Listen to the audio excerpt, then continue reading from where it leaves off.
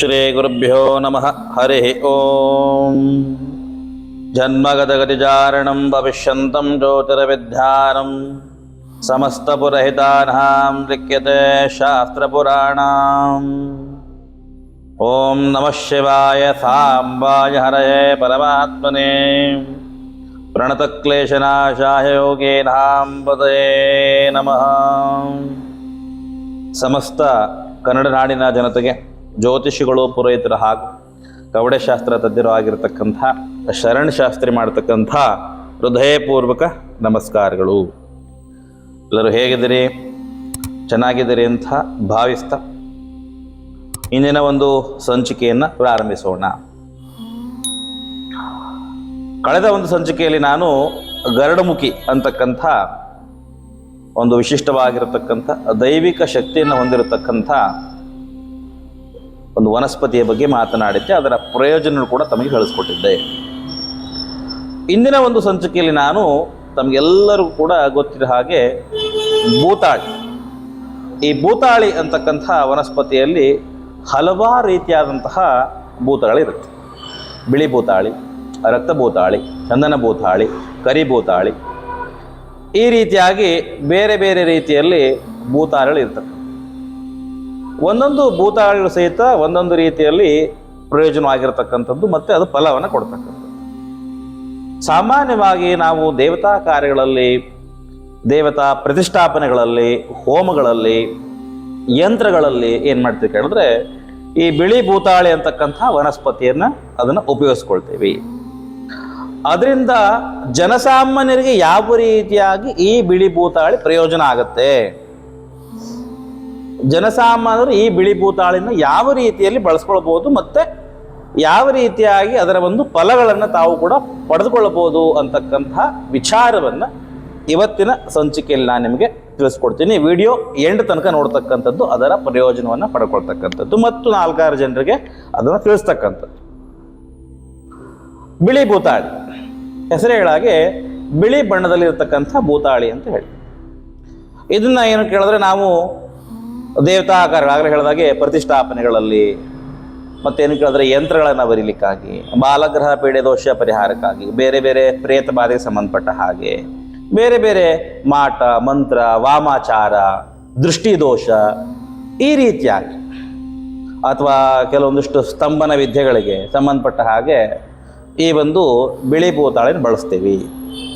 ಇನ್ನು ಜನಸಾಮಾನ್ಯರು ನೀವು ಯಾವ ರೀತಿಯಾಗಿ ಇದನ್ನು ಬಳಸ್ಕೊಳ್ಬೋದು ಅಂತಕ್ಕಂಥ ವಿಚಾರ ನೋಡಿದಾಗ ಇದನ್ನು ನಿಮಗೆ ಎಲ್ಲವೂ ಕೂಡ ಗ್ರಂಥಿಗೆ ಅಂಗಡಿಯಲ್ಲಿ ಸಿಗುತ್ತೆ. ಎಲ್ಲವೂ ಕೂಡ ಇದು ಅವೈಲೇಬಲ್ ಇದೆ, ಎಲ್ಲ ಭೂತಾಳಿಗಳು ಸಿಗುತ್ತೆ ಗ್ರಂಥಿ ಅಂಗಡಿಯಲ್ಲಿ ನಿಮಗೆ. ಅದನ್ನು ಸಾಧ್ಯವಾದರೆ ಏನು ಕೇಳಿದ್ರೆ ಅಮಾವಾಸ್ಯೆ ಅಥವಾ ಹುಣ್ಣಿಮೆ ದಿನಗಳಲ್ಲಿ ತೆಗೆದುಕೊಂಡು ಬರಬೇಕು. ಅದನ್ನು ನಾನು ಹೇಳಿದಾಗ ಯಾವುದೇ ವನಸ್ಪತಿ ಆದರೂ ಕೂಡ ಅದನ್ನು ಪಂಚಗವ್ಯದಿಂದ ಶುದ್ಧಿ ಮಾಡ್ಕೊಳ್ಳಿ. ಇದನ್ನು ಮನೆಯಲ್ಲಿ ಯಾವ ರೀತಿಯಾಗಿ ಬಳಸ್ಕೊಳ್ಬೋದು ಮತ್ತು ಯಾವೆಲ್ಲ ವಿಚಾರಕ್ಕೆ ಈ ಒಂದು ಬಿಳಿ ಭೂತಾಳಿ ಪ್ರಯೋಜನವಾಗುತ್ತೆ. ನಾನು ಆಗಲೇ ಹೇಳಿದಾಗೆ ಬೇರೆ ಬೇರೆ ಕಾರ್ಯಗಳಿಗೆ, ದೇವತಾ ಕಾರ್ಯಗಳಿಗೆ, ಪ್ರಾಣ ಪ್ರತಿಷ್ಠಾಪನೆ ಮಾಡ್ತಕ್ಕಂಥ, ಹೋಮಗಳನ್ನು ಮಾಡ್ತಕ್ಕಂಥ, ಭಗವಂತನನ್ನು ಪ್ರಾಣ ಪ್ರತಿಷ್ಠೆಗೆ ಇರ್ತಕ್ಕಂಥ ವಿಚಾರಗಳು ಇದನ್ನು ಬಳಸ್ತೇವೆ ಅಂತ ಹೇಳಾಯಿತು. ಮಾಟ ಮಂತ್ರ ವಾಮಾಚಾರ ಸಂಬಂಧಪಟ್ಟ ಹಾಗೆ ಅದನ್ನು ತೆಗಿಲಿಕ್ಕೆ ಬಳಸ್ತಾರೆ ಹೇಳಾಯಿತು. ಮನೆಯಲ್ಲಿ ಯಾವ ರೀತಿಯಾಗಿ ಬಳಸ್ಕೊಂಡು ನೋಡಿದಾಗ ಗ್ರಂಥಿಗೆ ಅಂಗಡಿಗೆ ಹೋಗಿ ಸಾಧ್ಯವಾದರೆ 100 ಗ್ರಾಮು 200 ಗ್ರಾಮು ಹೆಚ್ಚಿಗೆ ಬೇಕು ಅನ್ನಂಗಿದ್ರೆ ಒಂದು 500 ಗ್ರಾಮಷ್ಟು ಇದನ್ನು ತೆಗೆದುಕೊಂಡು ಬನ್ನಿ. ಇದನ್ನು ನಾನು ಹೇಳಿದಾಗ ಪಂಚಗವ್ಯಲ್ಲಿ ಶುದ್ಧಿ ಮಾಡಿಕೊಳ್ಬೇಕು. ಅಮಾವಾಸ್ಯೆ ಅಥವಾ ಹುಣ್ಣಿಮೆ ದಿನಗಳಲ್ಲಿ ಏನು ಮಾಡಿ ಕೇಳಿದ್ರೆ ಈ ಒಂದು ಬಿಳಿ ಭೂತಾಳಿಯನ್ನು ಫಸ್ಟು ಪೂಜೆ ಮಾಡಿ ಮನೇಲಿ ಕೂತ್ಕೊಂಡು. ಇದನ್ನು ಏನು ಮಾಡ್ಬೇಕು ಹೇಳಿದ್ರೆ ನಿಮ್ಮ ಕುಲದೇವರು ಕೇಳಿಸ್ಬಿಡಿ, ನಿಮ್ಮ ಕುಲದೇವರು ಜಾಗೃತವಾಗಬೇಕು. ನಿಮ್ಮ ಕುಲದೇವತಾ ಶಕ್ತಿ ನಿಮ್ಮ ಮನೆಯಲ್ಲಿ ಇರಬೇಕು. ಯಾವಾಗಲೂ ಕೂಡ ಮನೆಯಲ್ಲಿ ಪಾಸಿಟಿವ್ ಎನರ್ಜಿ ಇರಬೇಕು ಮತ್ತು ಮಾಡ್ತಕ್ಕಂಥ ಕೆಲಸದಲ್ಲಿ ಉನ್ನತಿಯನ್ನು ಕಾಣಬೇಕು. ಮನೆಯಲ್ಲಿ ಮಕ್ಕಳು, ಅವರ ವಿದ್ಯಾಭ್ಯಾಸ, ಅವರ ಆರೋಗ್ಯ ದೃಷ್ಟಿಯಿಂದ, ನಿಮ್ಮ ಮಡದಿ ಅಂದರೆ ಹೆಂಡತಿ, ಅವಳ ಒಂದು ಆರೋಗ್ಯ ದೃಷ್ಟಿಯಿಂದ, ಆಯುಷ್ಯ ದೃಷ್ಟಿಯಿಂದ, ಮನೆ ಯಜಮಾನ ಅವರ ಆರೋಗ್ಯ, ಅವರ ಕೆಲಸ ಹಾಗೂ ಅವರ ಪ್ರಗತಿಯ ದೃಷ್ಟಿಯಿಂದ, ಇದು ಹಾಗೂ ಮನೆಯಲ್ಲಿ ಇರತಕ್ಕಂಥ ನೆಗೆಟಿವ್ ಎನರ್ಜಿ ಏನಿರುತ್ತೆ ಅಂದರೆ ದುಷ್ಟಶಕ್ತಿ ಸಂಚಾರ ಇರ್ಬೋದು, ವಾಸ್ತು ದೋಷ ಇರ್ಬೋದು, ನಕಾರಾತ್ಮಕ ಶಕ್ತಿಗಳಿರ್ಬೋದು, ಈ ಎಲ್ಲ ವಿಚಾರಗಳಿಗೆ ಇದು ಪ್ರಯೋಜನವಾಗುತ್ತೆ. ಶುದ್ಧಿ ಮಾಡ್ಕೊಳ್ಬೇಕು ಫಸ್ಟು. ನಂತರದಲ್ಲಿ ನಿಮಗೆ ಭಗವಂತ ಕೊಟ್ಟಿರ್ತಕ್ಕಂಥ ಬುದ್ಧಿಶಕ್ತಿ ಆರಾಧನೆ ಮೇಲೆ ಮನಪೂರ್ವಕವಾಗಿ ಪೂಜೆ ಮಾಡಿ ಅರಿಶಿನ ಕುಂಕುಮ ಗಂಧ ಅಕ್ಷತೆ ಹೂವು ವಿಭೂತಿ ಎಲ್ಲವನ್ನು ಕೂಡ ಸಮರ್ಪಣೆ ಮಾಡಿ ಧೂಪದೀಪ ಮಾಡಿ ನೈವೇದ್ಯ ಮಾಡಿ ದೇವತಾ ಶಕ್ತಿಗೆ ಅದು ಅನುಗುಣವಾದ ರೀತಿಯಲ್ಲಿ ಅದನ್ನು ಫಸ್ಟು ರೆಡಿ ಮಾಡ್ಕೊಳ್ಬೇಕಾಗುತ್ತೆ. ನಂತರದಲ್ಲಿ ಇದನ್ನು ಯಾವ ರೀತಿಯಾಗಿ ಮಾಡ್ಕೊಳ್ಬೇಕು ನೋಡಿದಾಗ, ಒಂದು ಕೆಂಪು ಬಟ್ಟೆಯಲ್ಲಿ ಸಾಧ್ಯವಾದರೆ ಏನು ಮಾಡಬೇಕು, ಒಂದು ಕೆಂಪು ಬಟ್ಟೆಯಲ್ಲಿ ಒಂದಿಷ್ಟು ಪ್ರಮಾಣದಲ್ಲಿ 5 ಅಥವಾ 8 ಅಥವಾ 16 ಅಥವಾ 18 ಅಥವಾ 54 ಅಥವಾ 108 ಈ ರೀತಿಯಲ್ಲಿ ಅದನ್ನು ಹಾಕ್ತಕ್ಕಂಥ. ನೀವು ಮನೆಯ ಹೊರಗಡೆನೇ ಕಟ್ಟೋದಾದರೆ ಒಂದು ರೀತಿಯಲ್ಲಿರುತ್ತೆ, ಅಥವಾ ದೇವತಾ ಆರಾಧನೆಗಾಗಿ ಅಂದರೆ ಮನೆಯಲ್ಲಿ ದೇವಿ ಶಕ್ತಿ ಜಾಗೃತವಾಗಲಿಕ್ಕಾಗಿ ಮಾಡೋದಾದರೆ ಏನು ಮಾಡಬೇಕು ಹೇಳಿದ್ರೆ, ಸಾಧ್ಯವಾದರೆ ಒಂದು 21 ಪ್ರಮಾಣದಲ್ಲಿ ಅದನ್ನು ತೆಗೆದುಕೊಳ್ಬೇಕಾಗತ್ತೆ.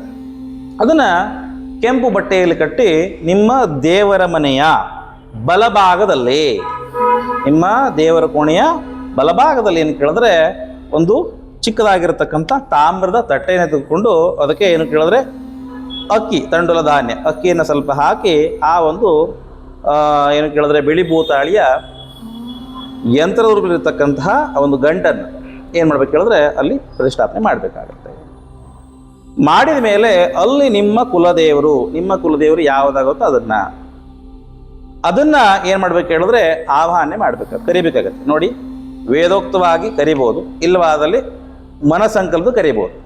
ಭಗವಂತನಿಗೆ ಅರ್ಥವಾಗತಕ್ಕಂಥ ಭಾಷೆ ಒಂದು ವೇದ ಭಾಷೆ, ಅದಕ್ಕೆ ನಾವು ಸಂಸ್ಕೃತ ಅಂತ ಕರಿತೀವಿ. ಎರಡನೇದಾಗಿ ಶುದ್ಧವಾಗಿರ್ತಕ್ಕಂಥ ಮನಸ್ಸಿನ ಭಾಷೆ ಅಂತ ಹೇಳ್ತೀವಿ. ಶುದ್ಧವಾಗಿರ್ತಕ್ಕಂಥ ಮನಸ್ಸಿನಿಂದ ನೀವು ಪೂಜೆಯನ್ನು ಮಾಡಿದಲ್ಲಿ, ಕಾರ್ಯಗಳನ್ನು ಮಾಡಿದಲ್ಲಿ ಖಂಡಿತವಾಗ್ಲೂ ಕೂಡ ನಮಗೆ ಸಕ್ಸಸ್ಸು ಸಿಗುತ್ತೆ. ಹಾಗಾಗಿ ಮನಪೂರ್ವಕವಾಗಿ ಮನಶುದ್ಧಿಯಿಂದ ಮನಸಂಕಲ್ಪ ಅಂದರೆ ಮನಸ್ಸಿನಲ್ಲೇ ಸಂಕಲ್ಪನ ಮಾಡ್ಕೊಳ್ತಕ್ಕಂಥದ್ದು.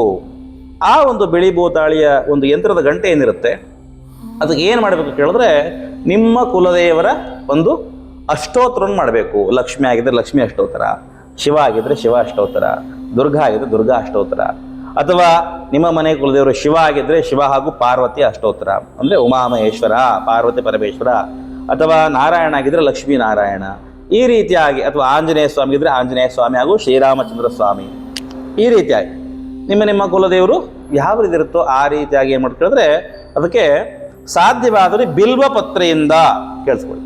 ಬಿಲ್ವ ಪತ್ರೆಯಿಂದ ಏನು ಮಾಡ್ಬೇಕು ಕೇಳಿದ್ರೆ ಅದಕ್ಕೆ ಅಷ್ಟೋತ್ತರವನ್ನು ಮಾಡಬೇಕು. ನಂತರದಲ್ಲಿ ಏನು ಮಾಡ್ಬೇಕು ಕೇಳಿದ್ರೆ ಅದಕ್ಕೆ ಧೂಪದೀಪ ನೈವೇದ್ಯ ಹಾಗೂ ಮಂಗಳಾರತಿಯನ್ನು ಮಾಡ್ತಕ್ಕಂಥದ್ದು. ಇದನ್ನು ಸತತವಾಗಿ 108 ದಿನಗಳ ಕಾಲ, ಸತತವಾಗಿ 108 ದಿನಗಳ ಕಾಲ ಇದನ್ನು ನೀವು ಮಾಡ್ತಾ ಬಂದಲ್ಲಿ ನಿಮ್ಮ ಮನೆಯಲ್ಲಿರ್ತಕ್ಕಂತಹ ನೆಗೆಟಿವಿಟಿ ಇರ್ಬೋದು, ಅಥವಾ ಏನು ಕೇಳಿದ್ರೆ ನಾವು ಪ್ರಶ್ನೆಶಾಸ್ತ್ರದಲ್ಲಿ ಹೇಳ್ತೀವಿ ನಿಮಗೆ ಏನು ಕೇಳಿದ್ರೆ ದೈವಿ ಶಾಪ ಪ್ರಾಪ್ತವಾಗಿದೆ, ಕುಲದೇವತಾ ಶಕ್ತಿ ಮನೇಲಿ ಕಡಿಮೆ ಆಗಿದೆ, ಕುಲದೇವತಾ ಪೂಜೆ ಮನೇಲಿ ಆಗೋದಕ್ಕೆ ನಿಮ್ಗೆ ತೊಂದರೆಗಳಾಗ್ತಾ ಇದೆ, ದೈವಿ ಶಾಪ ಪ್ರಾಪ್ತ, ನಿಮ್ಮಿಂದ ಅಪಚಾರ ನಿಂದನೆಗಳಾಗಿದೆ ಅಂತ ಹೇಳ್ತಾ ಇರ್ತೀನಿ. ಈ ಎಲ್ಲವೂ ಕೂಡ ಏನಾಗುತ್ತೆ ಕೇಳಿದ್ರೆ ನಿವಾರಣೆ ಆಗುತ್ತೆ. ಯಾಕಂದರೆ ಭಗವಂತನಿಗೆ ಪಾಸಿಟಿವಿಟಿ ಕೊಡ್ತಕ್ಕಂಥ ಅಂದರೆ ದೈವಿಕ ಶಕ್ತಿಯನ್ನು ಕೊಡ್ತಕ್ಕಂತಹ ಪ್ರಾಣ ಪ್ರತಿಷ್ಠೆಗೆ ಇರ್ತಕ್ಕಂಥ ಶಕ್ತಿ ಇರತಕ್ಕಂಥದ್ದು ಈ ಒಂದು ಬಿಳಿ ಭೂತಾಳಿ.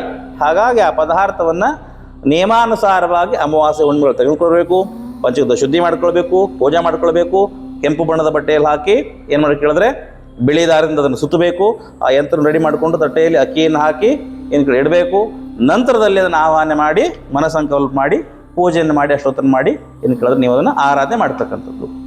ಇದಿಷ್ಟು ಕೆಲಸವನ್ನು ಚಾಚು ತಪ್ಪದೆ ಸರಿಯಾದ ರೀತಿಯಲ್ಲಿ ಸರಿಯಾದ ಮಾರ್ಗದಲ್ಲಿ ಮಾಡಿದ್ದೇ ಆದರೆ ಖಂಡಿತವಾಗಲೂ ಕೂಡ ಮನೆಯಲ್ಲಿ ಸುಖ ಅಂತಕ್ಕಂಥದ್ದು ಪ್ರಾಪ್ತವಾಗುತ್ತೆ. ನೀವು ಏನು ಅಂದ್ಕೊಂಡಿರ್ತೀರ ಮನೆಯಲ್ಲಿ, ಮನೆಗೆ ಹೋದರೆ ಸ್ವಾಮಿ ಅಲ್ಲಿ ಕೂತ್ಕೊಳ್ಳಿಕ್ಕೆ ಆಗೋಲ್ಲ, ಕಷ್ಟ ಆಗುತ್ತೆ, ಮನೆಯಿಂದ ಹೊರಗಡೆ ಹೋಗ್ಬಿಡೋಣ ಅನಿಸುತ್ತೆ ಅಂತ ಏನೆಲ್ಲ ಮಾತಾಡ್ತಾ ಇರ್ತೀರಿ, ಅಥವಾ ಮನೇಲಿ ನೆಮ್ಮದಿ ಇಲ್ಲ ಅಂತ ಏನಿರ್ತೀರಿ, ಅಥವಾ ಮಕ್ಕಳು ಮಾತು ಕೇಳ್ತಾ ಇಲ್ಲ, ಹೆಂಡತಿ ಮಾತು ಕೇಳ್ತಾರೆ ಹೇಳ್ತಿರ್ತೀರಿ, ಅಥವಾ ಮನೆಗೆ ಹೋದರೆ ಒಂಥರ ನೆಗೆಟಿವ್ ಫೀಲ್ ಆಗುತ್ತೆ ಅಂತ ಹೇಳ್ತಿರ್ತೀರಿ, ಮನೆಯಲ್ಲಿ ದೈವಿಕ ಶಕ್ತಿನಿಲ್ಲ ಸ್ವಾಮಿ, ಮನೆಗೆ ಹೋದರೆ ಏನೋ ಒಂಥರ ಆಗುತ್ತೆ ಹೇಳ್ತೀರಿ, ಸ್ಮಶಾನಕ್ಕೆ ಹೋದಂಗೆ ಆಗುತ್ತೆ ಹೇಳ್ತೀರಿ. ಇವೆಲ್ಲವೂ ಕೂಡ ದೂರ ಆಗುತ್ತೆ, ಮನೆಯೇ ಮಂತ್ರಾಲಯವಾಗುತ್ತೆ, ಮನಸ್ಸು ದೇವಾಲಯವಾಗುತ್ತೆ. ಇದನ್ನು ಮಾಡ್ತಾ ಬನ್ನಿ, ಖಂಡಿತವಾಗಲೂ ಕೂಡ ತಮಗೆ ಅನುಕೂಲವಾಗುತ್ತೆ ಅಂತ ಹೇಳ್ತಾ, ಮಕ್ಕಳಿಗೂ ಕೂಡ ಒಳ್ಳೆಯ ಧ್ಯಾನ, ಒಳ್ಳೆಯ ಆರೋಗ್ಯ, ನಿಮ್ಮ ಮನೆಯವ್ರಿಗೆ ಎಲ್ಲರೂ ಕೂಡ ಏನು ಕೇಳಿದ್ರೆ ಒಳ್ಳೆಯ ಆಯುರ ಆರೋಗ್ಯ ಪ್ರಾಪ್ತವಾಗುತ್ತೆ. ಆ ದೈವಿಕ ಚೈತನ್ಯ ಏನಾಗುತ್ತೆ ಮನೆಯಲ್ಲಿ ಜಾಗೃತವಾಗ್ತಾ ಹೋಗುತ್ತೆ. ಇದರಿಂದ ನಿಮ್ಮ ಕುಲದೇವರು ಪ್ರಬಲವಾಗ್ತಾರೆ. ಮನೆಯಲ್ಲಿ ಕುಲದೇವರು ಪ್ರಬಲವಾದರೆ ಖಂಡಿತವಾಗಲೂ ಕೂಡ ಮನೆಗೆ ಯಾವುದು ಕೆಟ್ಟದ್ದಾಗೋದಿಲ್ಲ. ಹೇಳ್ತಿರಲ್ಲ, ಮಾಟ ಮಂತ್ರ ವಾಮಾಚಾರ ಮಾಡಿದ್ದಾರೆ, ಲಿಮೆಂಟ್ ಮಾಡ್ಸಾಕ್ಬಿಟ್ಟಿದ್ದಾರೆ, ಗೊಂಬೆಗಳು ಮಾಡಿದ್ದಾರೆ, ಅಥವಾ ಮನೆ ಅಂತ ತಂದು ಹಾಕ್ಬಿಟ್ಟಿದ್ದಾರೆ, ಇದೆಲ್ಲ ಏನು ಹೇಳ್ತೀರಿ, ಇದು ಯಾವುದು ಕೂಡ ನಿಮ್ಮ ಹತ್ರ ಸುಳಿಯೋದಿಲ್ಲ. ಭಗವಂತ ಜಾಗೃತವಾದರೆ ಕೆಟ್ಟದ್ದೆಲ್ಲ ದೂರ ಆಗ್ತಾ ಹೋಗುತ್ತೆ. ಖಂಡಿತವಾಗ್ಲೂ ಕೂಡ ನಮಗೆಲ್ಲರೂ ಕೂಡ ಸುಖ ಆಗುತ್ತೆ ಅಂತಕ್ಕಂಥ ಮಾತನ್ನು ಹೇಳ್ತಾ, ಮತ್ತು ಯಾರಿಗಾದರೂ ಈ ಒಂದು ಸಿದ್ಧಿಯ ಸಂಬಂಧಪಟ್ಟ ಹಾಗೆ ಅಂದರೆ ಏನು ಕೇಳಿದ್ರೆ ಇದನ್ನು ಯಾವ ರೀತಿ ರೆಡಿ ಮಾಡ್ಕೊಳ್ಬೇಕು ಕಷ್ಟ ಅನಿಸಿದಲ್ಲಿ, ಅಥವಾ ಇದನ್ನು ನಮಗೆ ಈ ರೀತಿಯಾಗಿ ಮಾಡಿಕೊಡಿ ನಿಮ್ಮ ಮಂತ್ರಸಿದ್ಧಿಯಿಂದ ಆರಾಧನೆ ಮಾಡ್ಕೊಳ್ಳೋಕ್ಕಾಗದಿದ್ದರೆ ಗುರುಗಳ ಹತ್ರ ಹೋಗ್ಕೊಂಡು ಅದನ್ನು ಮಾಡ್ಕೊಂಡು ಕೂಡ ಮನೇಲಿ ಬಂದು ಇಟ್ಕೊಂಡು ಪೂಜೆ ಮಾಡ್ಬೋದು. ನಿಮಗೆ ನಂಬಿಕೆ ಇರತಕ್ಕಂಥ ಗುರುಗಳು, ಅರ್ಚಕ ವರ್ಗದವರು, ಪುರೋಹಿತರ ಹತ್ರ ಹೋಗ್ಕೊಂಡು ಪೂಜೆ ಮಾಡಿಕೊಂಡು ಸಹಿತ ಅದರ ಮನೆಯಲ್ಲಿ ಇಟ್ಕೊಳ್ಬೋದು. ಈ ರೀತಿ ಮಾಡಿ ಖಂಡಿತವಾಗಲು ಕೂಡ ತಮಗೆ ಅನುಕೂಲವಾಗುತ್ತೆ ಅಂತ ಹೇಳ್ತಾ ಈ ಒಂದು ಸಂಚಿಕೆಯನ್ನು ಅಲ್ಲಿಗೆ ಸಂಪೂರ್ಣ ಮಾಡ್ತಾ ಇದ್ದೀನಿ. ಎಲ್ಲರಿಗೂ ಒಳ್ಳೆಯದಾಗಲಿ. ಸರ್ವೇ ಜನ ಸುಖಿನ ಭವಂತು, ಲೋಕ ಸಮಸ್ತ ಸುಖಿನ ಭವಂತು, ಸಮಸ್ತ ಸನ್ಮಂಗಳಾದಿ ಭವಂತು. ಒಳ್ಳೆಯದಾಗಲಿ.